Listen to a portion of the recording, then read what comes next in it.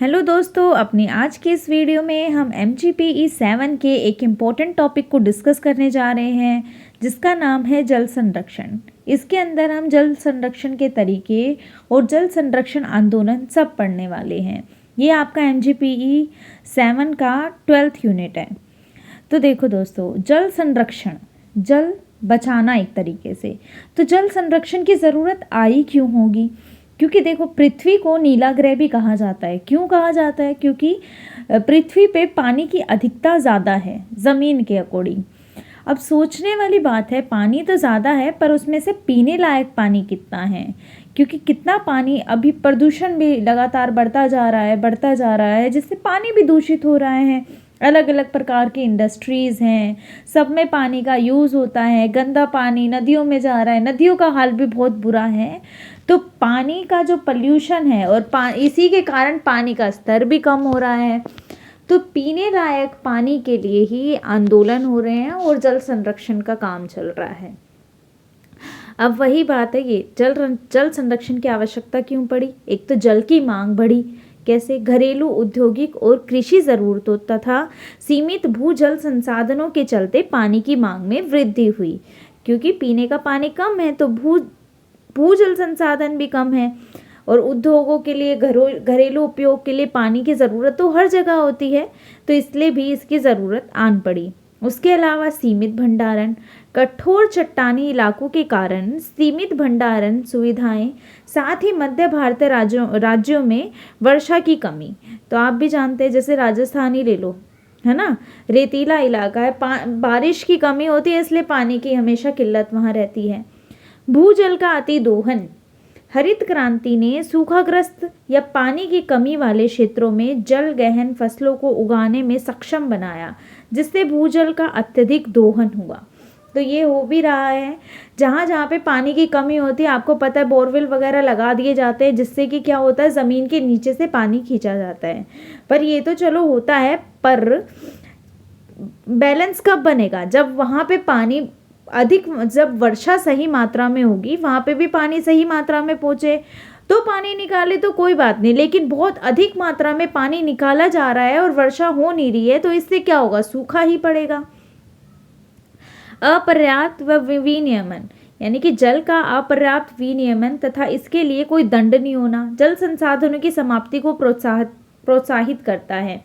इसके अलावा वनों की कटाई और अवैज्ञानिक तरीके, वनों की कटाई, कृषि के अवैज्ञानिक तरीके, उद्योगों से रासायनिक अपशिष्ट और स्वच्छता की कमी के कारण भी जल प्रदूषण होता है। इससे यह अनुपयोगी हो जाता है। क्योंकि अभी भी देखो, आपको भी पता है कि समय बहुत आगे बढ़ चुका है। अब कृषि के क्षेत्र में वैज्ञानिक दृष्टि से सारा काम होने लगा है, वैज्ञानिक तकनीकें इस्तेमाल की जाने लगी है।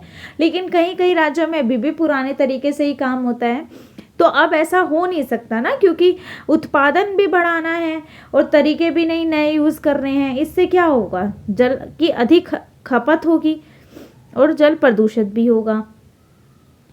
अब बात करें इसके उपाय के लिए क्या क्या किया गया, तो देखिए, सबसे पहले राष्ट्रीय जल नीति 2002 की बात कर लेते हैं। ये दूसरी नीति है। इससे पहले 1987 में भी एक नीति आई थी, उसकी जगह ही इसने ली थी। यह नीति 1 अप्रैल 2002 को राष्ट्रीय जल संसाधन परिषद की सहमति से अपनाई गई और अंतर्राष्ट्रीय जल विवादों को इस नीति के कार्य क्षेत्र से बाहर रखा गया।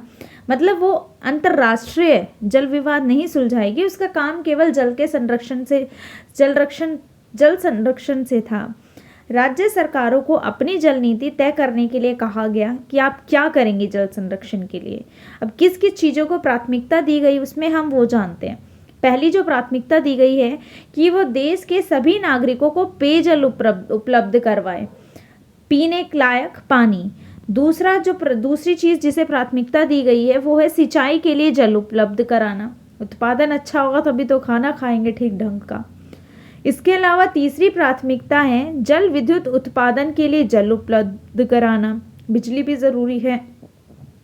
चौथी प्राथमिकता है पारिस्थितिक संतुलन को बनाए रखने के लिए नदियों में जल प्रवाह को निश्चित सीमा तक जारी रखना, ताकि हमें भी पता है जल ही जीवन है ना। बहुत सारी वन्य प्रजातियां, वनस्पति प्रजातियां, जानवर भी हैं जो पानी की वजह, पानी है तो जीवन है, तो नदी का प्रवाह भी सही होना चाहिए, क्योंकि एक नदी न जाने कितने लोगों को जीवन देती है। नदी को जीवनदायिनी भी बोलते हैं। ऐसी 5वीं प्राथमिकता, जल को उद्योगों तथा यातायात के लिए प्रयोग करना। राज्य सरकारों को स्थानीय परिस्थितियों के संदर्भ में इस जल नीति में कुछ परिवर्तन करने की छूट दी गई है। अब क्या, इस नीति के अंतर्गत जल को बहुमूल्य प्राकृतिक संसाधन माना गया है और जल संसाधनों के विकास एवं प्रतिबंधन पर विशेष बल दिया गया है। इसमें जल को राज्यों की सीमाओं द्वारा विभाजन न मानकर बड़े पारिस्थितिक तंत्र का भाग माना गया है। इस नीति के मुख्य लक्षण हैं क्या, कि देश में उपलब्ध जल संसाधनों का इष्टतम उपयोग करने के लिए उचित प्रकार के संगठनों एवं इकाइयों का गठन करना, ताकि उसका सही प्रयोग हो, फालतू वेस्ट ना हो। जल संसाधनों के विकास में जल के चक्रीकरण एवं पुनः प्रयोग को महत्वपूर्ण अंग मानकर उन्हें उच्च प्राथमिकता देनी चाहिए। मतलब रिसाइकलिंग की बात हो रही है। जलाशयों, बांधों की सुरक्षा के लिए उचित प्रबंध करने चाहिए और इन प्रबंधों की समय समय पर समीक्षा भी करनी चाहिए। राष्ट्रीय संदर्भ में उपलब्ध जल संसाधनों के विकास पर बल देना चाहिए और जल संरक्षण के लिए उपाय करने चाहिए। इसके अलावा जल संसाधनों के विकास की योजना को अंतिम रूप दिया जाए। यह क्रिया मानव जीवन, मानव बस्तियों, मानव व्यवसायों, आर्थिक एवं सामाजिक विकास, पर्यावरण परिस्थिति के संतुलन और स्थानीय आवश्यकताओं पर योजना के प्रभाव को ध्यान में रखकर पूरा करना चाहिए। और इसके अलावा भूजल का प्रयोग इस प्रकार तथा उस मात्रा तक करना चाहिए ताकि उसका पुनर्भरण हो सके। वही बात है, बारिश होगी तभी पुनर्भरण होगा, निरंतर होता रहे। इससे भूजल का संरक्षण लंबी अवधि तक हो सकेगा। और इसके अलावा जल की गुणवत्ता तथा उस पर आने वाले खर्च को ध्यान में रखते हुए आधुनिक वैज्ञानिक विधियों के प्रयोग से समय समय पर जल संसाधनों का मूल्यांकन भी करना चाहिए। अनुसूचित जातियों तथा समाज के कमजोर वर्ग के इलाकों में जल संसाधनों के विकास पर विशेष ध्यान देना चाहिए। जल संसाधनों की योजना बहुमुखी परियोजना के रूप में बनानी चाहिए और उनमें भी पेयजल को प्राथमिकता दी जानी चाहिए। विभिन्न क्षेत्रों की आवश्यकताओं को ध्यान में रखते हुए जल अतिव्यय वाले क्षेत्रों से जलाभाव वाले क्षेत्रों की ओर जल का स्थानांतरण की व्यवस्था होनी चाहिए।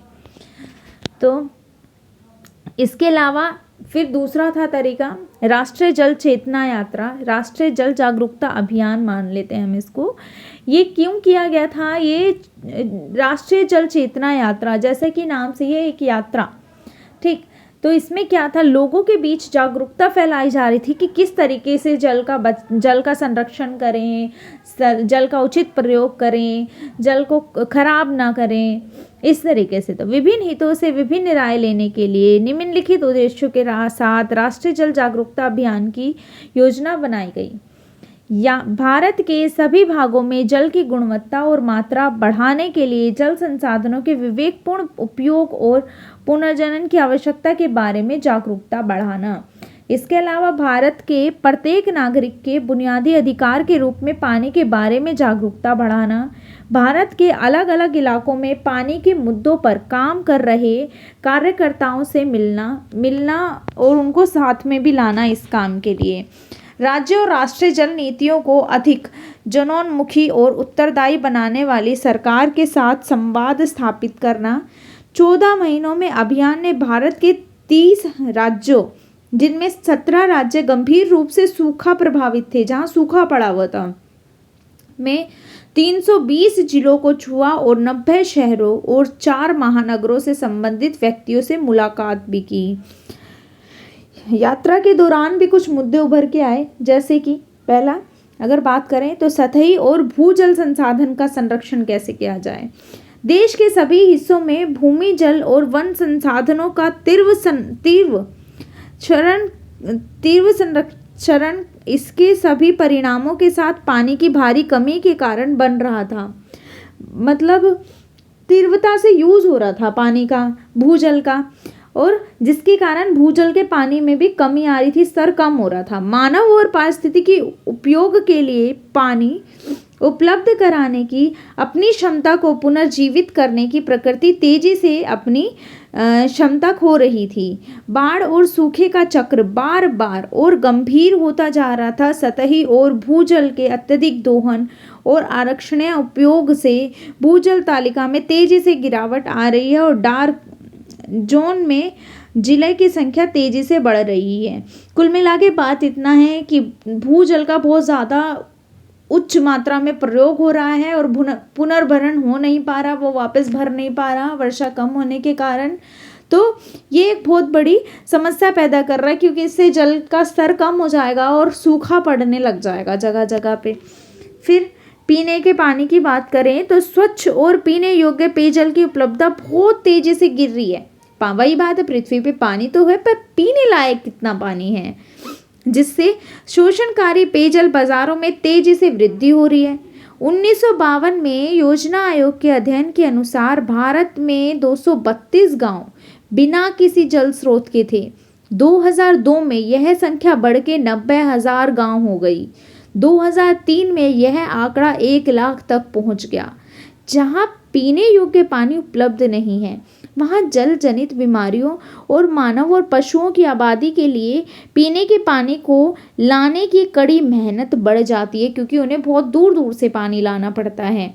मानवीय हस्तक्षेपों जैसे अत्यधिक भूजल और सतही जल दोहन, ये एक समझ लो बहुत गलत बात है ना। ज़्यादा अत्यधिक दोहन हो रहा है जल से, और फिर एक जगह तो इतना जल का इस्तेमाल कर रहे हो, दूसरी जगह पे लोगों को पीने के लिए पानी भी नहीं मिल रहा है। तो वही बात है, जल को थोड़ा सा संभल के इस्तेमाल करें आप भी और हम भी। सिंचाई के लिए पानी की बात करें तो सिंचाई के लिए पानी की उपलब्धता में भारी कमी आई है, जिससे खाद्य सुरक्षा पूरी तरह प्रभावित हुई है। जल गहन फसलों में प्रचार प्रसार में भी जल का विवेकहीन प्रयोग दिखाई दे रहा है। उदाहरण के तौर पर भारत में बने 3700 बांधों में से 1600 महाराष्ट्र में हैं। इस प्रकार महाराष्ट्र ने भारत में जल संसाधनों पर कुल खर्च का 40% खर्च किया है। इसके बावजूद राज्य के 45,000 गाँव में से 6,000 गंभीर पेयजल संकट का सामना कर रहे हैं और उन्हें टैंकरों से पानी की आपूर्ति की जा रही है। राज्य में बड़े क्षेत्रों के साथ साथ गन्ने जैसी पानी की सघन फसलें होने के साथ साथ एक संपन्न जल बाजार के सह अस्तित्व की विचित्र घटना है।